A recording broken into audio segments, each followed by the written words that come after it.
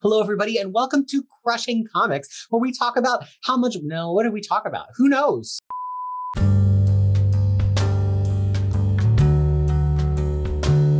Welcome, everybody, to Crushing Comics. I'm joined here by Fariha and Tyler from around the world, and for the first time ever, 3 different time zones from each other. And we're here to talk about something, I don't know, we're going to get to it. We have a few topics that we want to cover today. And those topics are, we're going to have our intro chat about a topic, and the topic is a secret, so they don't know yet. Then Fariha is going to talk to us a little bit about the quality of representation and storytelling. I'm really excited to touch on that. And then we're all going to share some favorite comics and non-comic stories that have great world building. So hopefully we will get a few recommendations to you that maybe you haven't read yet. So here's my intro topic for the two of you. I want to know the last time something outside of comics media, could be music, TV, visual art, the last time you saw something that or heard something that just blew you away. You were like, this is a revolution.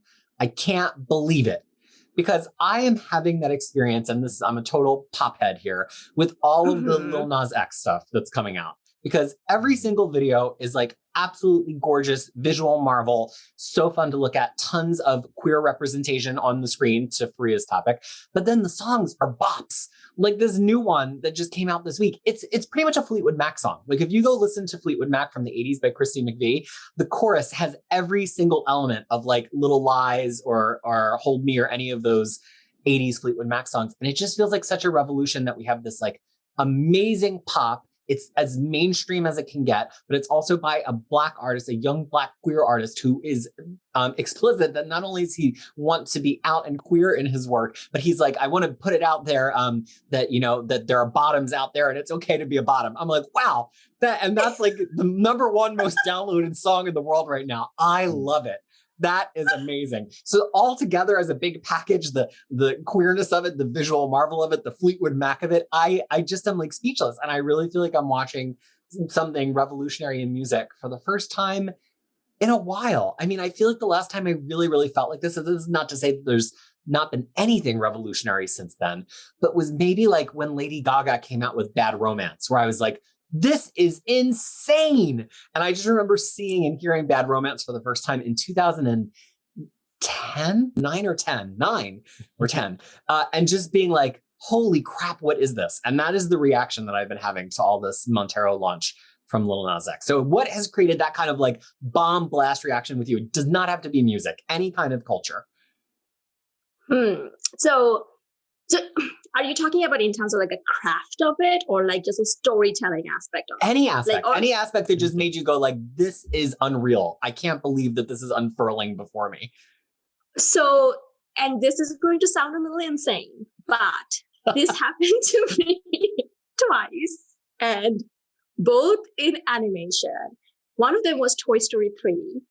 So, okay. So what about Toy Story 3 was a revolution? Right. So I was going to watch it with my dad, who doesn't speak English, but we went to watch it, and, I don't remember whether it was this was my first, his second time going to see a Toy Story, like a second, he saw the second one, and then this is the third one that we went to see. But it wasn't necessarily having him with me that kind of really changed, but it's that one scene in Toy Story 3, I think you have all seen it. You have seen it. Yeah, spoilers for Toy Story 3, which I can't tell you how long ago it came out. Here we go. 11 years ago. It came out in 2010. Just as old as Lady Gaga. Okay. Yeah, so the Toy Story 3, that's one scene where the toys are about to go into the furnace. Like, life, it's over. It's over for them. They understand that they're going to die. And in the last moment, they decide to hold each other's hand.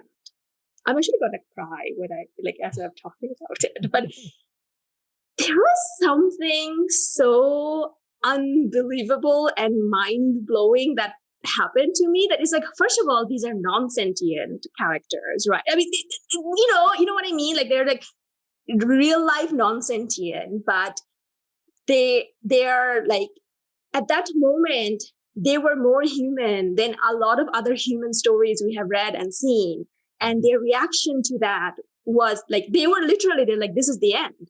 this is the end. We're going to die, and we're going to hold each other's hand. And the thing is, with Woody was still trying that, hey, this is not the end, but everyone else holds their hand and they tell him, no, this is the end. This is, we're not getting out of this. This is the end. Like everyone accepts that. They hold each other and he's the last one. That there's this whole moment, there was like a couple of seconds before he actually holds, I think it was Buzz's hand that he holds. And then they're holding hand and they're like looking away like this. And then obviously those aliens saves them, which was like, or else, like, I mean, no children would have survived that. Like, you know, if they just really let them went into the furnace, like the child childhood therapy, trauma would be off the charts. No, like that whole generation of people in 2010 would end up becoming psychos for the rest of their life. I mean, not to spoil something I think I'm going to talk about later, but that would be the new Artax No from Neverending Story. So like it would have been the over. And that moment, I was like, wow, animation could do this. Like cartoon. I was wondering where you were going to go with that. Yeah, like, you know, cartoon that is something about that is for children, right? Like that's still the stigma, right? That cartoon is for children, like, or it's like something low, like, you know, a low caliber, but it was a cartoon that me as an adult at that time, like I was 23 at that time, like I was shaken to the core, like, you know, that this was happening. And the level of emotion that it got out of me. And the other time that happened was Frozen, the first one. And that was about like when, like, you know, when Anna is the other sister. Oh no, it was Anna, or it was the Elsa. Like it's the story about sisters. It was not a story about anything like, you know. Right. There's no real villain. I mean, there's like a bad person, but there's no dragon. There's no, and they're not like, they're in a conflict with each other, but it's not a fight. It's a very small conflict ultimately that's about their love for each other, rather about the defeat of something, which is like very traditional for an action-y Disney cartoon. Right. Like the Kristen Bell's song of Do You Want to Build a Snowman? And then you remember like how she was knocking on the Elsa's door as an adult, and she's like, she actually starts crying. It's like, it doesn't, and then she ends the story, like the song with, it doesn't have to be a snowman. Like, you know, she sings the whole song that, do you want to build a snowman? And then she ends with, it doesn't have to be a snowman. And I don't know, I feel like that was like another time I was like, once again, animation, once again, a musical, something that is supposed to be like, you know, haha, you're supposed to forget about it.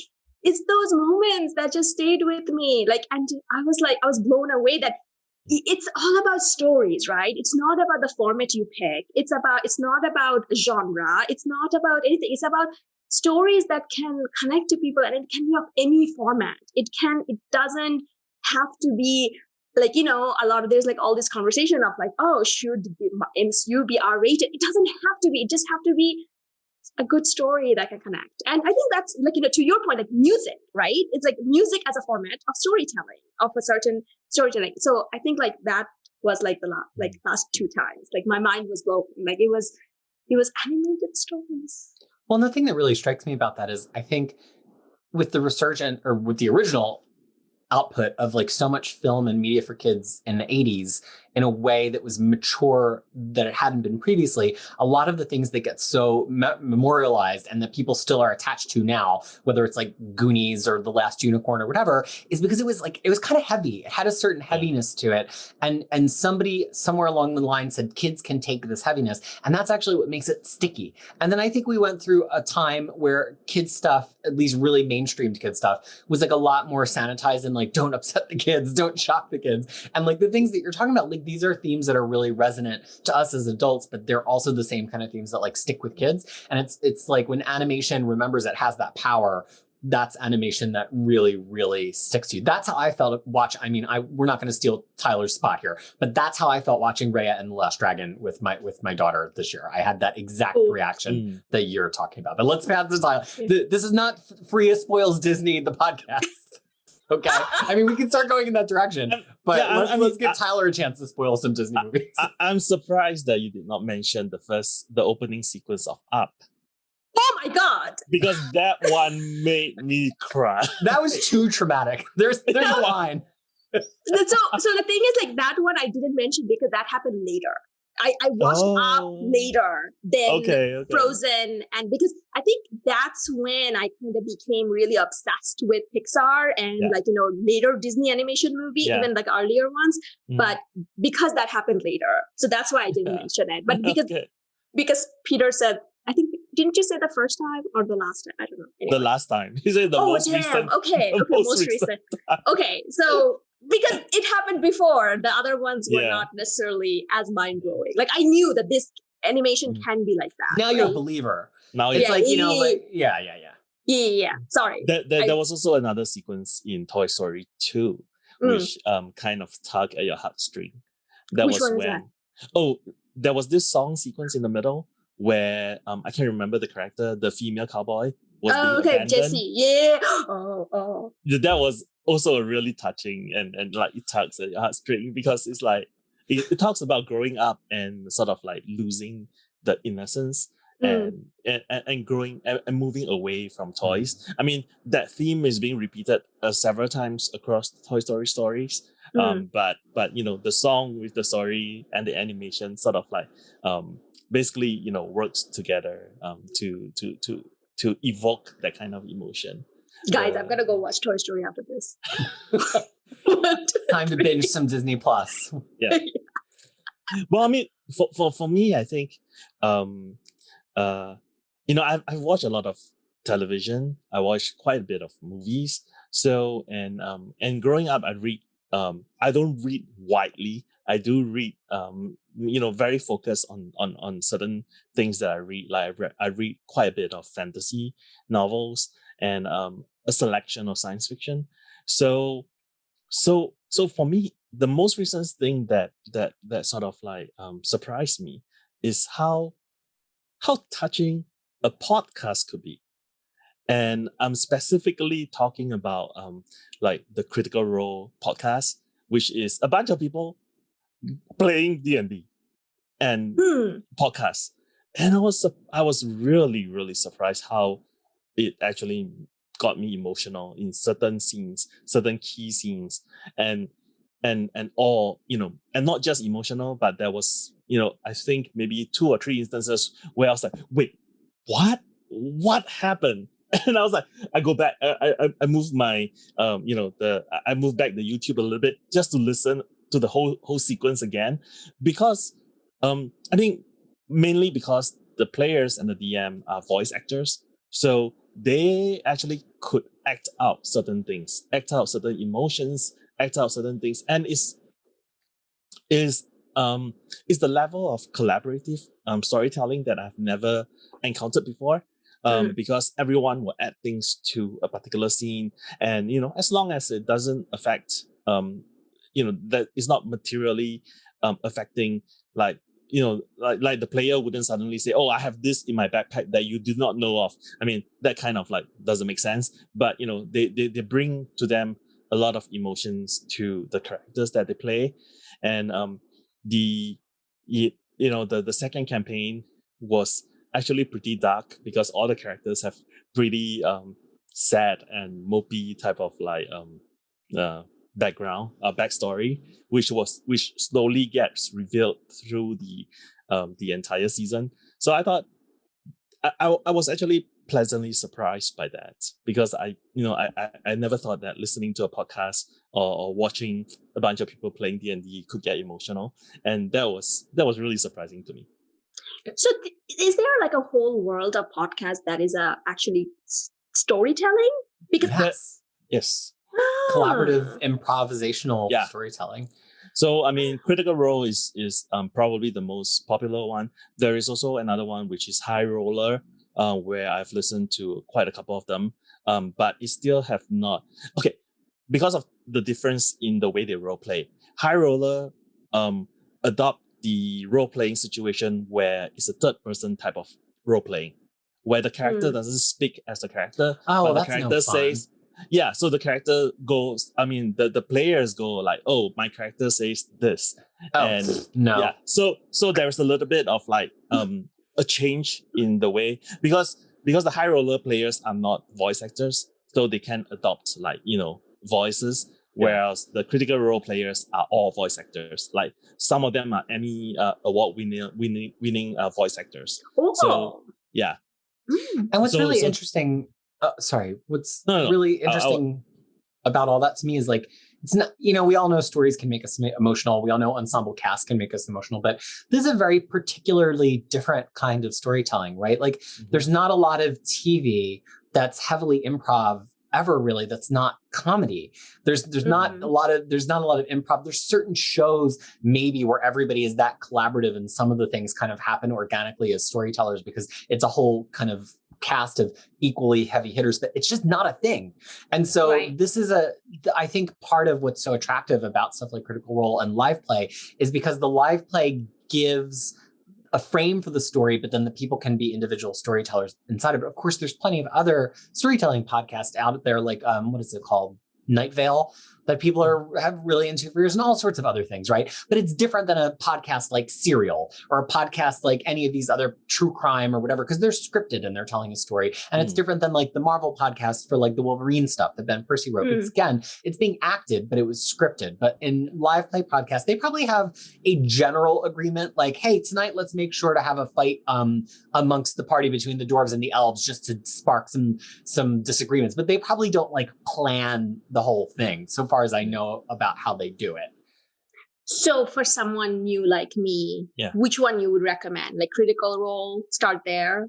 If I was interested, I would say do that. Like start with the second season, which is the Mighty Nine, because the first season starts halfway through the campaign because they play at home, and then they decided to say, oh, let's start recording the podcast, and then it got huge. It got really big, so I say start with the second one, and it's pretty funny. It takes, low level D&D is kind of iffy because the characters can die easily. So there has to be some restraint on the DM part to not like throw like major obstacles in their way. But once the whole thing gets going, you get, at least for me, I get engrossed in the story because of the way that the actors and the actresses on are playing the characters. So it's up to you how you want to start, or you can listen to the one shot, which will be quite easy to listen to because it's just one shot adventure and just one straight through. Okay. Yeah.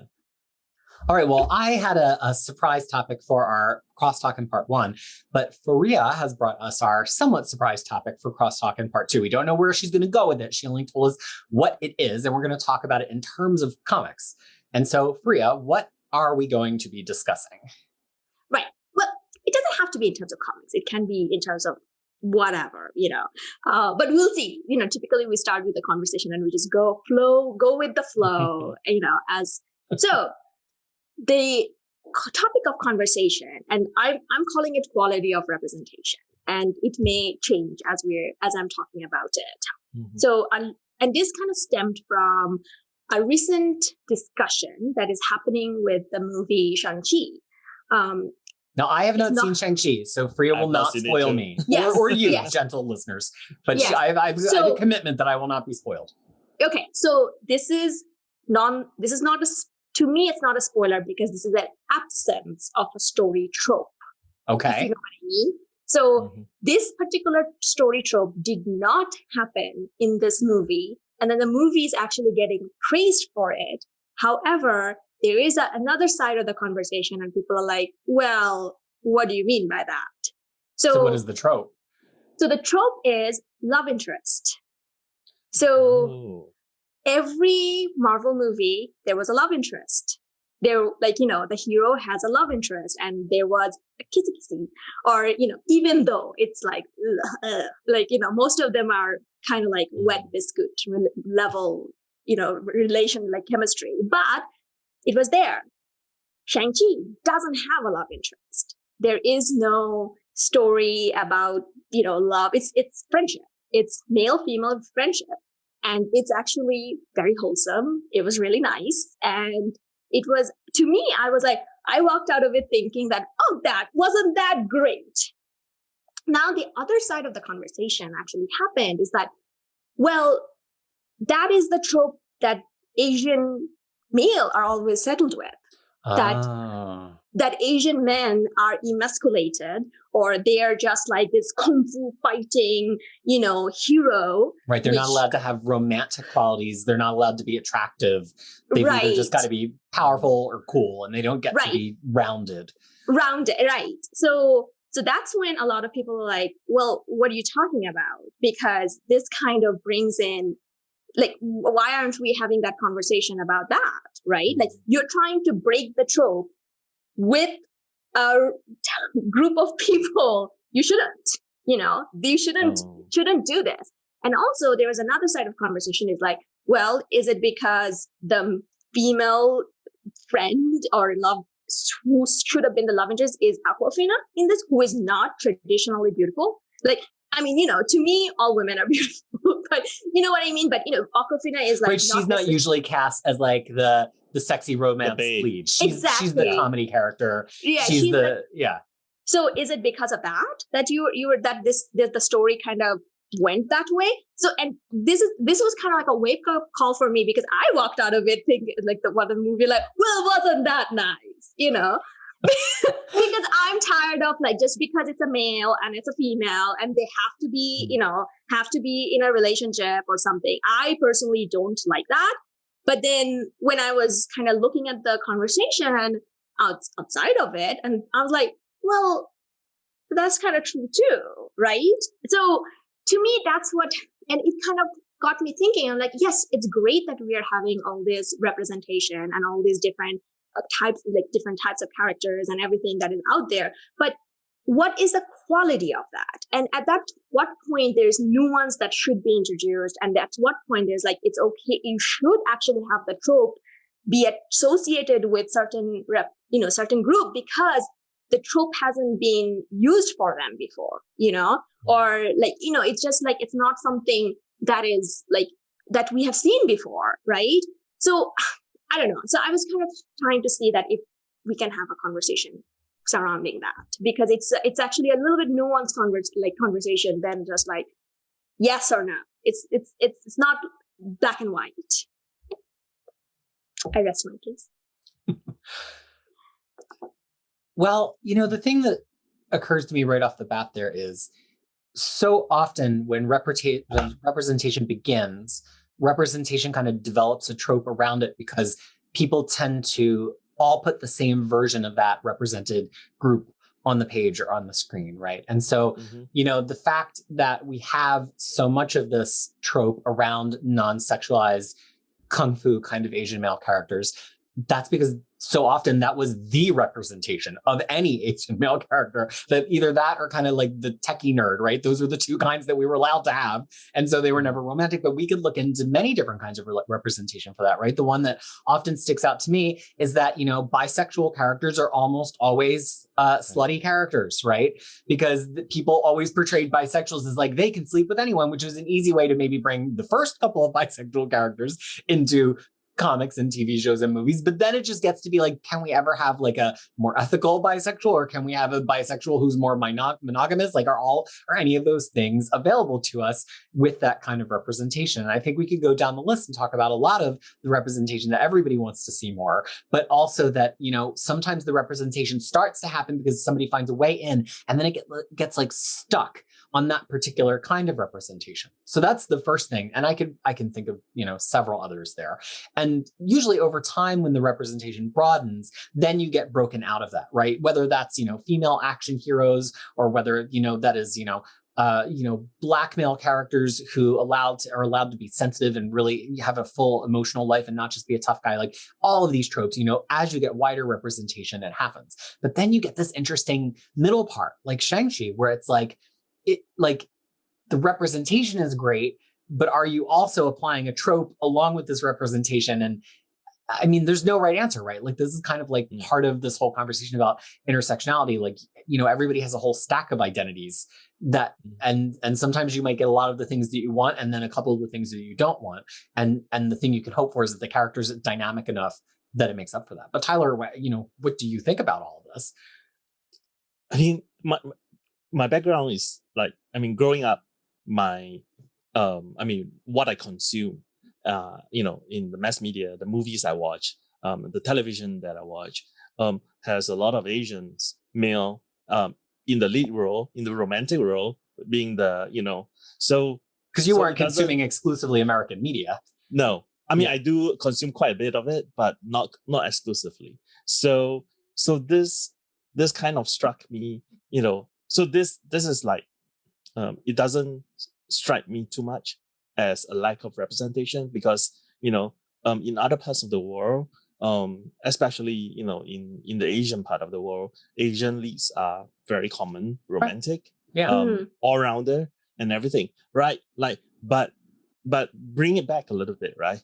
Growing up in a slightly more conservative society, gay characters are often effeminate, are often the villain, are often the one that preys on the lead male, which is kind of disgusting to me because that's not what I am.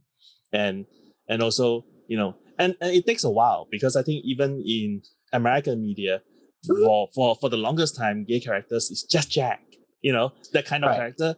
And it becomes a trope because that's the way that, we can have a sassy gay friend. That's a great way to get a gay character. And then 20 shows do it. And then sassy gay friend is the gay role that every actor is auditioning for. Yeah. Right. So until things slightly changes, until you get like, shows like The L Word, where the gay characters is like the whole spectrum. I can't, for some reason, I can't remember what's the gay show on HBO now. And even like in 6 Feet Under, the gay couple is a cop and a guy, and it's not, there's no specific role that they are being slotted into or specific characteristics that they embodies, which is the truth of every minority that you can think of. And I think what I'm thinking of mostly is like, I guess it depends on where we are in the spectrum of representation. Like, are we starting at this point?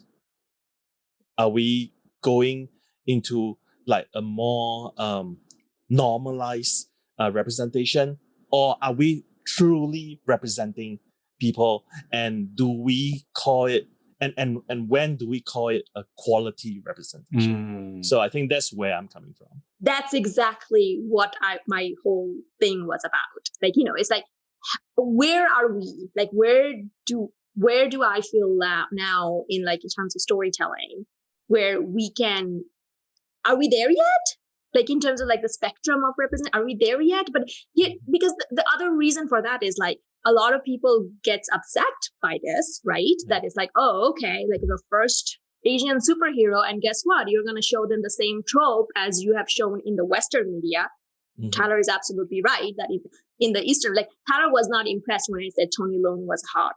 He's like, I knew it all this time. Like you just discovered. He was hot 30 years ago when he was like the hot, lead in movies and television series, right? Yes, but everyone is like talking. I mean, everyone is thirsting after him right now, and we're like, okay, you had him when he was a DILF. I got him when he was a GILF. Okay, when he is so.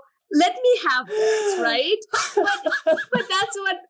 Okay, he was very hot in that movie, but that's what I'm saying though. It's like okay, in the Western movies that we are looking at, where it has been like there was a lot of things that has been wrong with it, but now we are seeing it's a little bit better. But have we gone through a point where it's like you can the representation is good enough so that because we have seen it before, right? Like if something bad happens to a minority character, people get upset.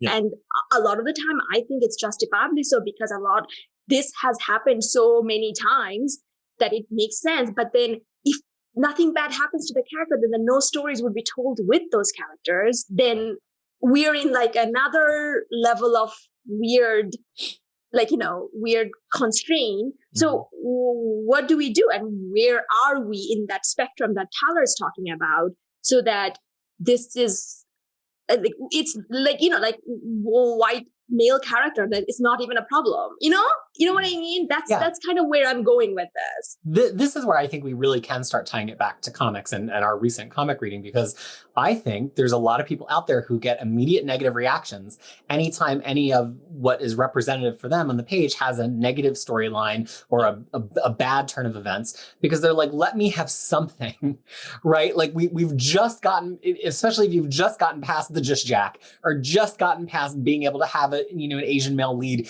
be romantic, and then to have that character go through a breakup or die or have something happen to them, you're like, but I just got this thing. But I agree. Like, I think the ideal is that we get to a place where you don't have to treat any of these with kid gloves, because if you have enough representation in the page, then if one gay character dies, it's not bury your gays, but you've got to get to full representation for that. And the way that one of the things I look at as a metric of that pretty much exclusively at Marvel, because DC's horrible at it, is gay men or bisexual men or pan men in relationships with other men, where we've actually got not enough. I don't know if there's ever enough, but we've gotten an amount of them where we can actually have a range of relationships, and it's not just pinned on just Billy and Teddy or just North Star and Kyle. Like, there's enough of a handful of them that we can start to see, like, Richter and Shatterstar can be broken up. Hercules and Marvel Boy can have this kind of like weird intergenerational, like, what are they really in the relationship for thing in Guardians of the Galaxy. And that's great because the weight of all of that representation is no longer on any one of them. And that's when you start to get the diversification of how the diverse characters can behave and act and feel.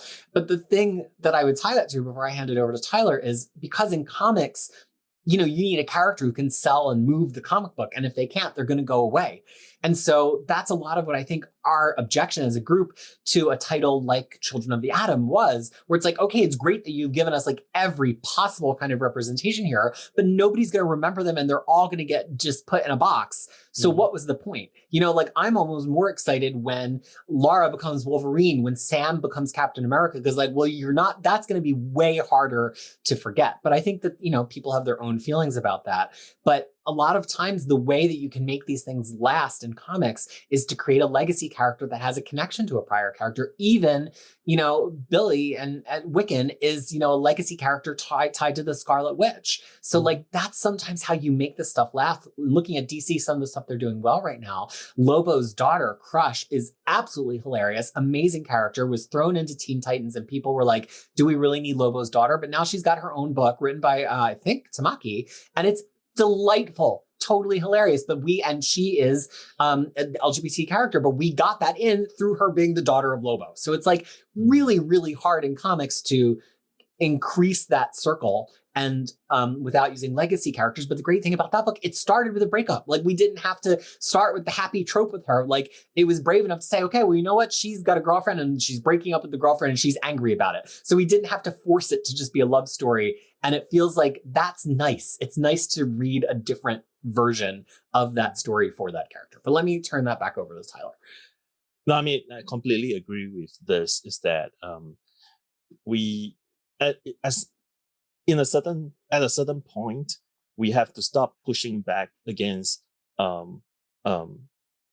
trope representation, because we need to start somewhere, and let's have certain tropes, be used for a while. And if that doesn't change, then you start pushing back. Right. And, because in some cases, some representation is better than no representations. And as we see in different medias, these representations will expand, will grow as they become more common. For example, you go from Just Jack to the LGBT spectrum of relationship in Sensei.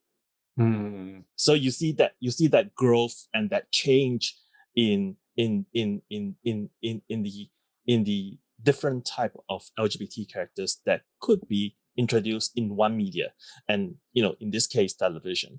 So in comics, I think we should accept certain things for now until it becomes norm, and if it keeps repeating, then it is time to push back. Right. And also I think I think we mentioned it a couple of times before, like, is there a reason, is there a reason why this story is being dumped on a female character, a LGBT character? If it doesn't make sense, if the story does not make sense, if it's being transported into a different character, then that's not a good thing. Right. And that's kind of why I was like walked out of it feeling all happy after Shang-Chi. I'm like, well, wasn't that nice? You know, for once I got that, right? But the thing is, I think it's like what Peter talked about is like having, if there's only one character that is carrying the burden of the whole representation in a one aspect, then it actually does become a point that, well, then why did you, because the other Asian character in MCU, going back to is Benedict Wong's character, Wong, right? Wong. And he's like a monk. Like, you know, so when you kind of look at it from that, it's like, okay, now what are you trying to say, right? But the more representation you have, and that's one of the reasons why I think I didn't even blink when, in going back to X-Men, that when Destiny was buried, like, you know, like you were not having Destiny because there's so many other representation that's out there, and then Mystique trying to get her back, and then so that kind of puts Mystique in a same position as any male character who is out to get something because of their loved ones, right? How many times we have seen that, right? That male characters are being like, you know, influenced or like what's the word, like motivated to get things done. And in this case, like she's not only getting things done and it's like to do with building a nation, like, you know, like it's just such a higher place that I didn't even think about that. Oh, that is actually bury the gay trope, but it didn't feel that way because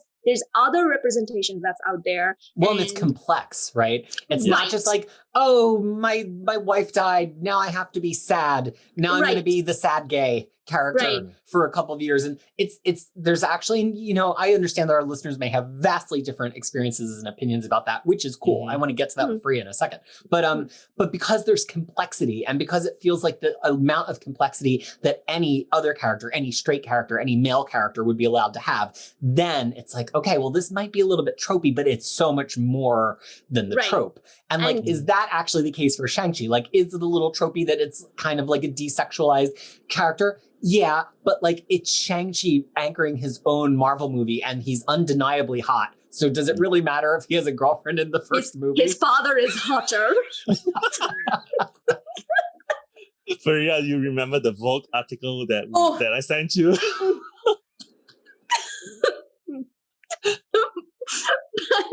That's what I'm saying, though. Maybe that's why he doesn't have one, because the father is hotter. Anyway, sorry. And speaking of, by the way, what I brought up Mystique, I also want to mention Mystique is a very monogamous bisexual. That's right. That's true. That is true. Well, I mean, she does use sex as a weapon in the words of Pat Benatar, but she's also but then again, it's just one as of right now. As of this recording, it's just one. Just the one. Yeah. I mean, I guess the place I wanted to wind up is, you know, Tyler got to talk a little bit about the way that he's felt characters that represent him have been stereotyped and how it's made him feel. But Fariha, is there any Bangla character that you can think of in all of the vast comic, and we'll throw in television and TV Western media that we consume? Can you think of a one? No, there's never been a Bangla character in anything that I have seen. People, please comment if you have seen any, because let me know. I'll go watch it. There's never a Bangladeshi character. We just don't exist in the world map of Hollywood. There's Pakistani character, there's Indian character, but there's never a Bangladeshi character. So my closing question for this section for you is, if there was a Bangla character and if they got a heavy Bangla, you know, woman around your age trope applied to them, what would be the trope that they would be stuck with? That she is really looking forward to marriage. You do talk about that a lot. About it's like, you know, she's like really interested. But here's the thing, though, why not? Because, you know, some women are interested in that. You know, that's again, let it be complex. Is it complex about her feelings of wanting to have a partner with somebody and have the, you know, support somebody and what it means to kind of grow old along with somebody? Or is it because she just wants to get married, right? They're two different versions of the story. Right. And that's what I'm saying. Like, it's like, you know, I mean, ultimately it kind of comes down to how it's done, who's telling the story and how it's done. And I think the reason I wasn't even so all that thought about it because Shang-Chi was written by two Asian writers, right? So I'm like, they're okay. I mean, it's not like, two people talk for like 2.5 billion people in the world. No, but you know what I mean? Yeah. But, so that's what, and like to that other point though, it's like, I was also like, I think that's what, I think, you guys actually nailed it, that ultimately it's about like the spectrum of it. It's like what's available, what is there. And if the person is actually being like having to carry the burden, because that's one of the reasons, like the Miss Marvel, for example, it's not necessarily a Bangladeshi person or trope, but Asian person, as a Muslim person, that book has a whole range of Muslim people in it. Like it does. And that's part of what makes it so interesting to me, who doesn't know a lot of people in my life that are Muslim people, to see a range and not just have it be one that's meant to be like the stand-in.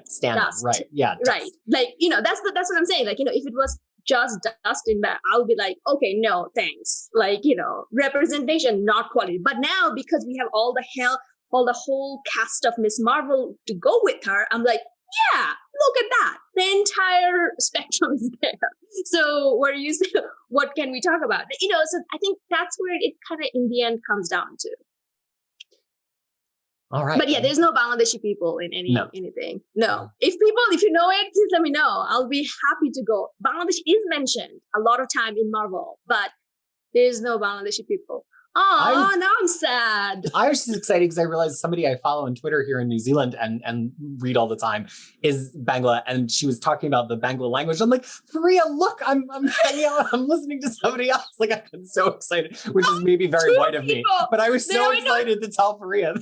Now I know 2 out of 200 million. Yeah, I'm working my way up. Okay. So that was kind of our discussion topic, which made its way to comics. But here's our explicit comic topic of the day, which is world building. So what we thought we would do, because this is still a pilot, this new format where we don't talk about a specific X-Men comic, is that we would try to issue each other a challenge every week. And the challenge could be anything. So at a really basic level, the challenge could be try to bring a book to talk about that neither of the other people, or Harry will join us too, that none of the other people have read, which is hard because we're really voracious, right? But it doesn't always have to be that. It could be a challenge of, bring a book that you like that's older than you, bring a book, I don't know. And if you guys have in the comments, if you folks have suggestions for that. Yeah, we would love your suggestions. So the challenge that we're opening up with today is my pick.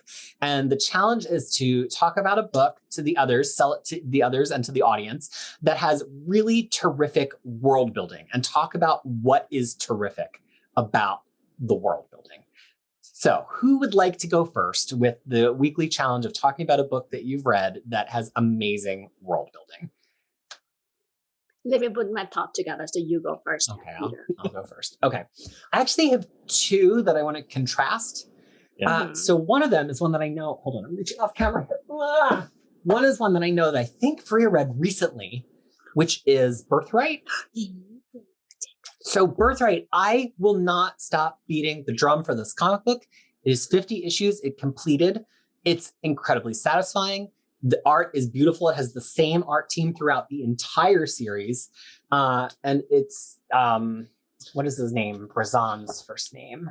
Andre Brazan and Adriano Lucas, who's currently the colorist on Nightwing, with Redondo on art, which is beautiful. And the story is about, it's this very American family, 2 kids, 2 young boys.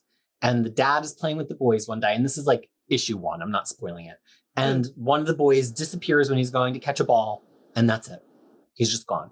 So everybody assumes that the dad killed him or he was kidnapped or something, but really he has fallen into this fantastical world. And then he comes back much, much older than he left as this like crazy kind of Conan warrior with a mission. the thing I really love about the world building in it is that, and this is by Joshua Williamson as a writer, he never takes the encyclopedic approach. This is not Tolkien. He's not giving us all of the lore of the world. He's not like telling us the songs of it. It's kind of revealed to us as it goes. And every time a little bit more is revealed, it just kind of deepens our understanding of this fantastical world. First, it seems like this is very straightforward, good with it versus evil. This is this very kind of Sauron character. You've got to defeat him in the end. But then it just gets more and more complex, right? Like it turns out that there are a lot of different races in this world that maybe have different positions on that character. It turns out that is that all of that character's aim really evil? Does he just want to take over the world to take over? Or would it fix some things? What about his collaborators? Were all of his collaborators just as bad? If you think of like from the Lord of the Rings analogy, the Saruman, was Saruman pure evil, or is it actually a good thing they were trying to achieve? And so they allied themselves with evil. And I liked it because at no point did I have to know all of the minutia of this world, remember all the names of the people, all of that. But every time some element of the world was brought back in, I was like, oh yeah, that's pretty cool. And I think that's one particular kind of world building that is really effective. The kind of world building where you're always adding new elements. It feels full and realized, but you're never putting the burden on the reader to have this encyclopedic knowledge reference book kind of interaction with the world. And actually, I would say that Birthright started right around the same time as Saga. And I think Saga actually shares that quality with Birthright, where Saga has this whole world, all of these factions, all of this everything, but you don't have to remember all of that in every single issue of Saga. Because honestly, the story about the emotional beats of the characters at the middle of it matters the most. And then if you remember the world building stuff, it just adds to it. So I have another one to contrast with that, but I don't want to just talk for like 10 minutes. So before I contrast, does anybody else want to talk about one of their favorite world building books? So I also wanted to talk about Birthright. Oh no! Here's the thing. I actually wanted to talk about Birthright as a kind of storytelling that doesn't work for me. Ooh, dissent on the panel. Oh, okay. So here's the thing. So I absolutely really liked the idea of the Birthright. Everything you mentioned, right? It's nothing is what it seems, because you think you know the trope, you think you know the fantasy trope, like the chosen one. And as a matter of fact, they actually don't even, he's called chosen one, like the whole time. Yeah, let's just put it right out there. It's the chosen one. That's who it is. Yeah, it's like naming your character protagonist. It's kind of like I love that. Yeah, and then it's kind of done in a way. But the thing is, I was always constantly distracted when they're in a conversation. They would say some words, and I'm like, wait, what does that mean? So you like the encyclopedia approach. You don't like the thing that I like, which is just like throw stuff in. You're like, right. Define it For me. But however, when you mentioned, and I kind of forgot about it, because when you mentioned that Saga actually tells the story in a similar way, but I never felt that way about Saga.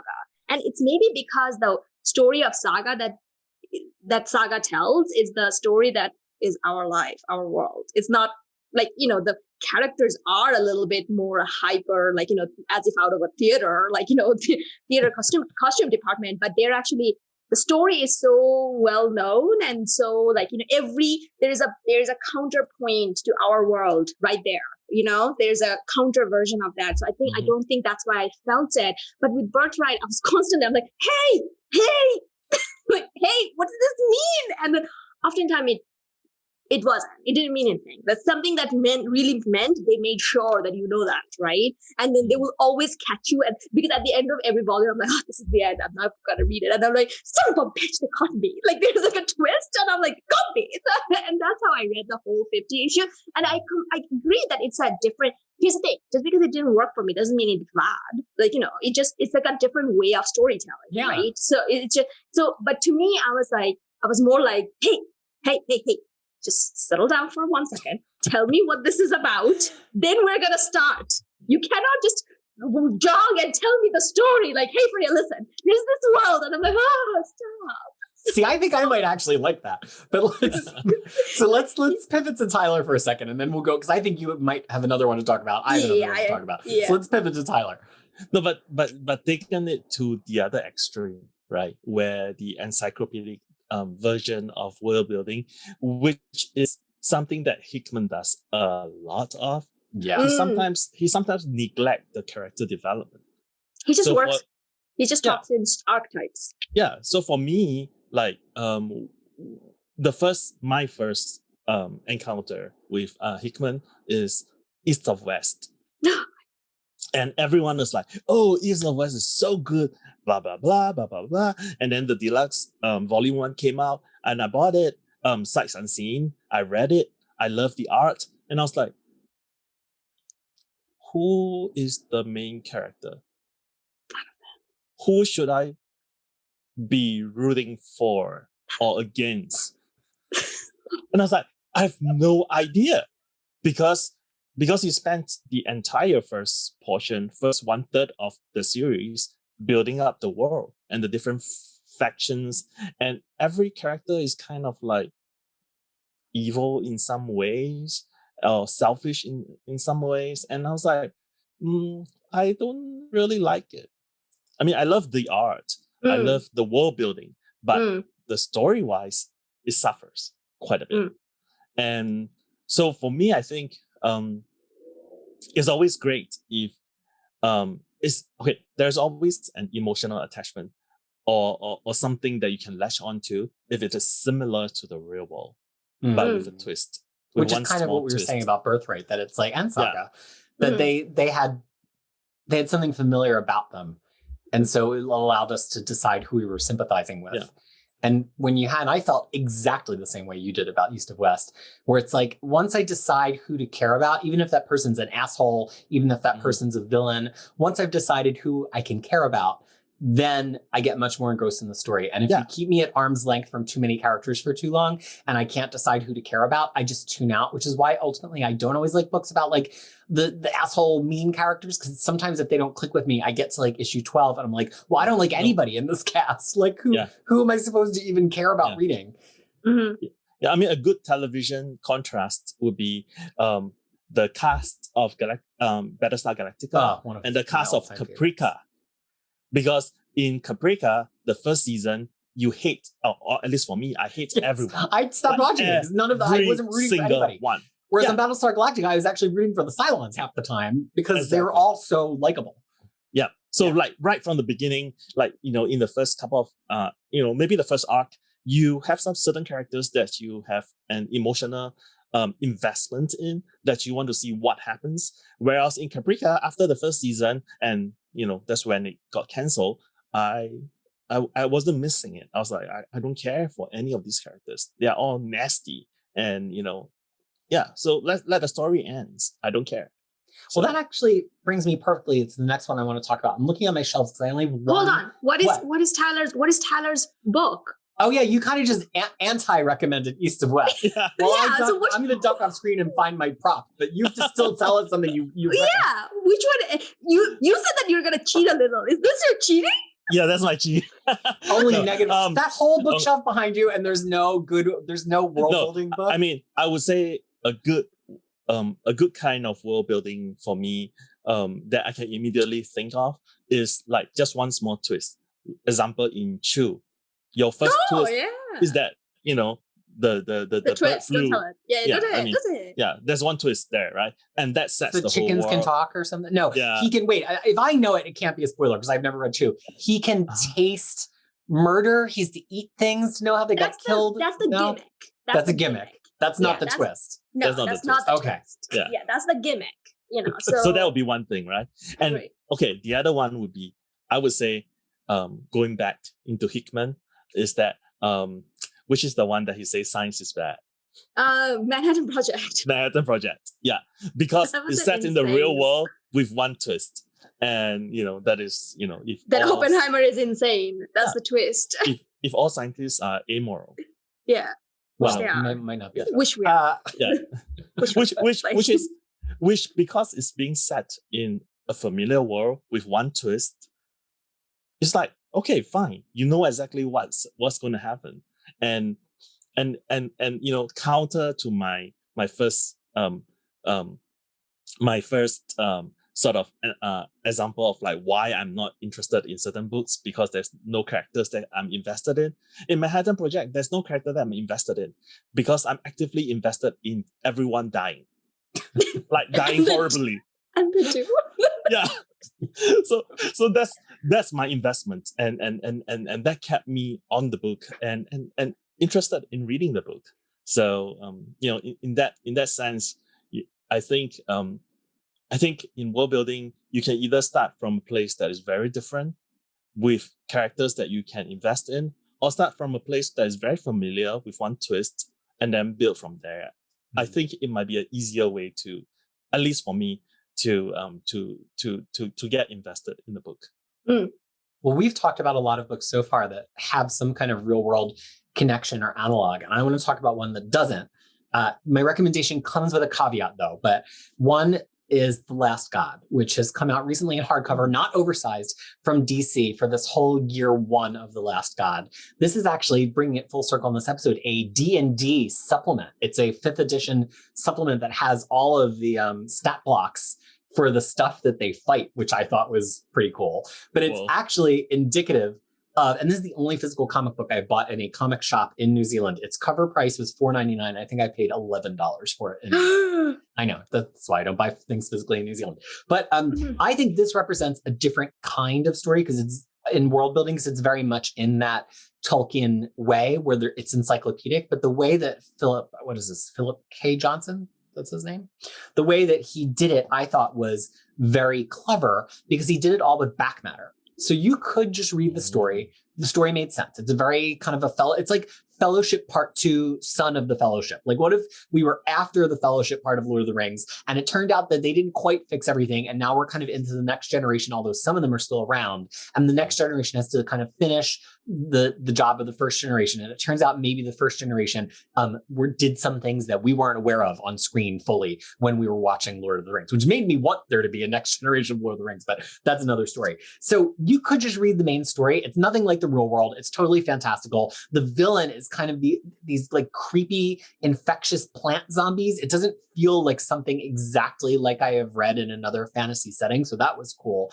But then the back matter added so much if you wanted to read it. There were essays that were kind of set in the world that were about the history of the world. There were kind of found writings. And I would sometimes just skim those. Like, sometimes I like, as the reader, to not know everything. Like, what if I don't have an encyclopedic perfect knowledge of this? So what if I only skimmed it? What if I half remember it the way that I would if I learned the legend when I was 5 and I'm trying to recall it now? Like, I love that kind of in-universe, what is the word that I learned from Zach all those years ago? Diegetic elements that I can decide how much I want to interact with, and they're not critical. Like, you can still read the main story and not have memorized all the back matter stuff, but it changes your understanding. But the thing that it did that was very unique to me and my love of it is it included songs of the world. And he invented his own kind of solfege sight singing notation, but then he would also give you the song in standard notation. So every time a new issue came out, I would then finish the issue, get to the song in the back, run down to the piano, learn how to sight read the song, sing the song, and then like go back into the issue to find where the song connected. And to me, that kind of world building that relies not just on encyclopedic knowledge, but on specific artifacts that might change the way you interact with the world because of who you are, right? The history essay is less effective for me. The sheet music, more effective. Maybe the sheet music would not be effective for Tyler, but like, it lets you have that unique personal interaction with the world building. That to me is really effective world building. Ultimately, I said this comes as a caveat. It had one sexual assault plot turn that I found very distasteful. I wound up finishing the book. It is still amazing. The art is incredible. Ultimately, it's hard for me to recommend because I was so soured on this one plot turn, but it is a fantastic book and the world building was fantastic. And it's by DC? Yeah, well, it's a DC Black Label book, but he could have done it anywhere. It's not in the DC universe. And the art is, this is not crediting the main artist because it's a supplement, but the main artist is Riccardo Federici, usually colored by Sunny Go. And when I tell you that this book is unreal in how gorgeous it is, I have this, unfortunately, just doesn't have that much art from the actual comic, but it was gorgeous. And up until that plot twist, it was probably like my number 2 or number 3 comic of 2020. So if you like that kind of world building, the encyclopedic kind, but kind of more based on artifacts and less based on like read this whole encyclopedia, this might be a book for you. So next time I'm going to actually go first because both of you stole my ones. Now I don't know what to talk about. Like what? So the thing is, I initially wanted to actually read Invisible Kingdom before the present of this. I read only 2 issues. So that's one of the reasons I cannot recommend or unrecommend, because I only read 2 issues of it. Well, so tell far. us what you love about the 2 issues, because I recommend that hard. Right. So the thing is, like, the what, like, within this 2 issue, what I understood this world very well. Like, like I'm like, okay, there's like the religious aspect, and then there is like a financial, like a big corporation, and they're pretty much talking to each other, which is, let's be honest, real life. And also the one of the characters, she actually makes this journey to join this religious covenant, and she's kind of rejected that, oh, you are not what we would want in this religion, which I think is very much because this is written by G. Willow Wilson with a gorgeous art by Christian Ward. Christian Ward's probably best art that he's done in any title. And when is the library edition, Dark Horse? Please, come on. So the thing is, like, because it's written by like G. Willow Wilson, and she's actually a Muslim, like she converted to Islam, and fairly, like, I think early 20s of her life. And, she's a white woman who converted to Islam, which is something you don't see very often, right? And I think a lot of that also kind of came into that character. Like, I could tell right away, like, knowing her background, that I feel like there was like a lot of slight conversation about that was in there. But then again, I read only 2 issues. I don't know where it's all going, right? But I am like super excited. Like I think, but the one that I did wanted to talk about with Tyler unrecommended was East of West. Well, you can talk about why you recommend it. You like unrecommended mine, so talk about why you recommend it. Yeah. So the reason I was actually going to recommend it is because, and I think it's kind of actually explains, like, how I receive information, right? Because as an engineer, the information that needs to come to me is like, okay, what is this? Like, what is the problem? What is the process? Where are we? What do I need to know? And so then I can start, right? I can start on my information gathering and all of that. East of West actually does that. From the first 12 issues is actually 12 or 10 issues, whichever one is in the first deluxe, is about this is the world. These are the assholes. These are the people. And this is how they're all connected. And then the second deluxe onward, it's about their story. There is no data page going forward, like, after that. It's about, and then the whole story is actually about that humans are the one who is fighting for, like, worldly, like, the power and everything, where there's like otherworldly beings that are in that story. They're fighting for their family. Like, so it's like, there's the twist that got me, that I was like, oh, okay. Like, and then so because the way the information was presented in the first deluxe edition, rest of the time, I never had to ask any question where they are or why they hate each other or why someone is going to one place versus another, which kind of brings me to, that was also the kind of way X of Swords were done. Because once X of Swords was done, I never questioned how, anytime the other worlds came about, I was like, oh, okay, I guess I know who they are, So, I mean, I think that's kind of like the way I kind of consume, world building and stuff. Like, to me, I kind of like it if someone just stops for a second, tell me what everything is about, so then I can connect to that. However, I can guarantee you, if I was reading it month to month, I would be very pissed. Like, it needs to be in one setting. It needs to be in one setting. Like, I'm reading it all in one setting. And that's one of the reasons I also like Lazarus. Like, the way I did. I debated if that was going to be the one that I brought, because that's my favorite comic book. Right. So, but the thing is, like, Lazarus is kind of have that whole thing where it's like, there is like a data, like, not like, the summaries and extra additional back matter, which, by the way, you don't need it and stuff like that. But however, if I was just reading it one at a time, I would be very annoyed. Versus because I read it whole first act in one chunk, I'm like, I'm into this. And that's also one of the reasons I'm kind of a little bit salty on Monstrous, because it's like, this is not something I can read in like month to month. I need this all in one go, sit there and then consume. So can I admit something?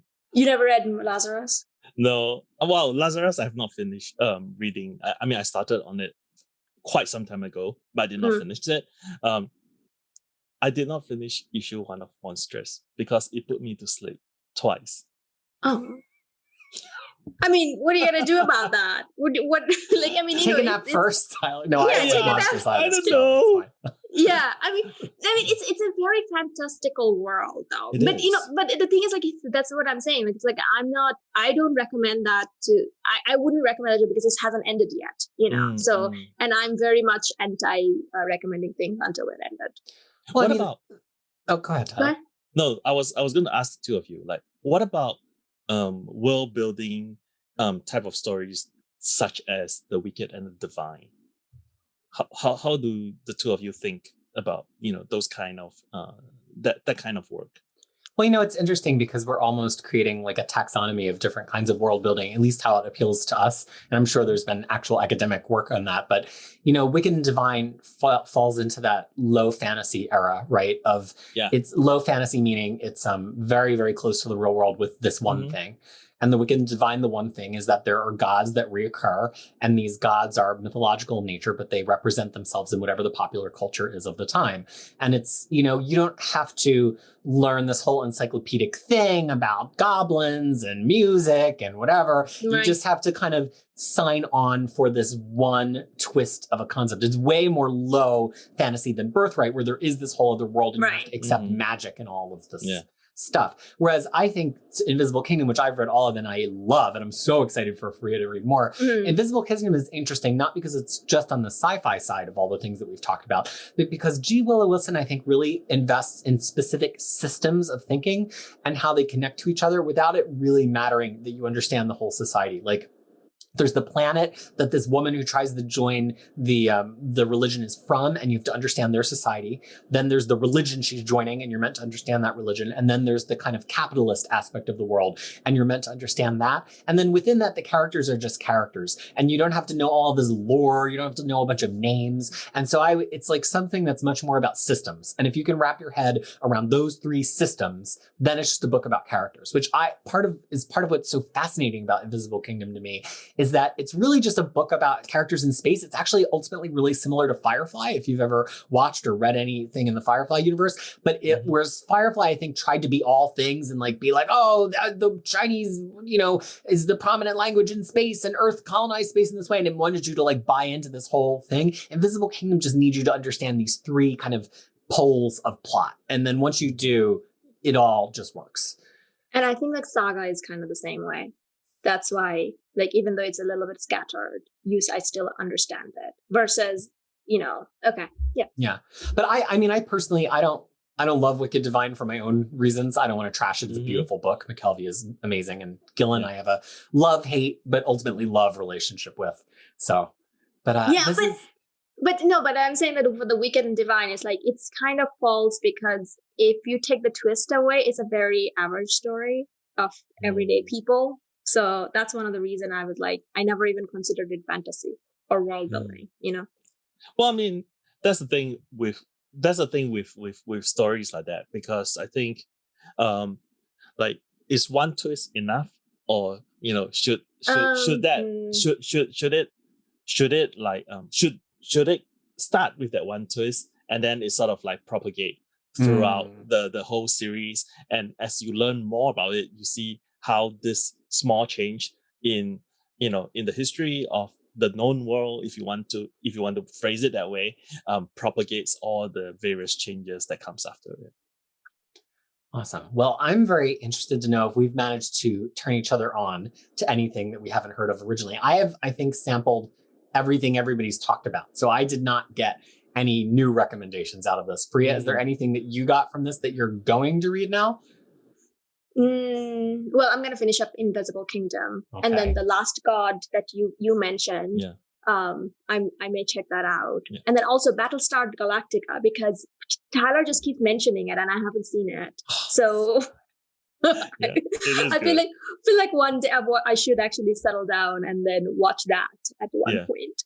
I can watch it with you if you want to. We can watch along. We rewatch it in this house all the time, at least once a year. Yeah. I've not done it. I've not done it in a while, so I've seen it. So it's kind of new for you.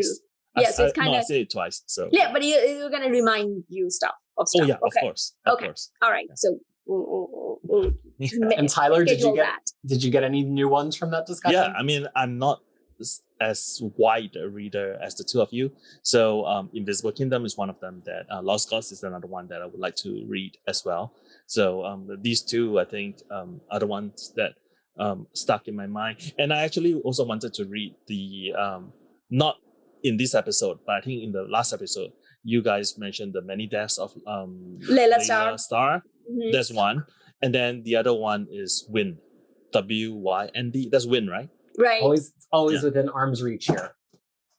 So Yeah. so Since Peter pointed it out, I've been trying to look for that hardcover. I can't find it. so these four are like sort of in my radar, and definitely will try and get them and see if I can read them like on Hoopla or anywhere else first. Like usually I read the first few issues, and if I'm interested, I'll buy the collection. Okay. Well, there you go. That's our talk about world building. So this format is entirely new to us and it's new to you. If you're listening or watching, we'd love to have your feedback. What are some of your favorite parts about this? What are some of the things you'd like to hear us talk about in the future? Part of why I like it is because we can interact with the things you want to hear us talk about a little bit more rather than just be stuck with a kind of prescribed number of issues every week. So, and the other thing is Harry will rejoin us. He is enjoying a very fun weekend that we've been getting some bulletins and pictures from. So we'll have Harry on future ones and maybe even some other guests now that you don't have to read a certain thing that comes out on the Wednesday to talk to us on the Thursday. So on the behalf of myself and Tyler and Fariha, I want to thank you so much for being a part of this episode of Crushing Comics, because comics are better when they are read together. Isn't that right, Fariha? Yeah, and you can also say world building is a kind of fun when you're doing it with your friends. Yes, absolutely. That is what D&D is all about. Oh, Bring it full circle. These topics actually went together way better than I thought they would. And actually, there's a whole plot in Invisible Kingdom all about sexuality and what kind of well, I don't want to spoil it, but it goes to my Montero monologue at the beginning. So that has been it for us. Join us the next time for more Crushing Comics. Bye.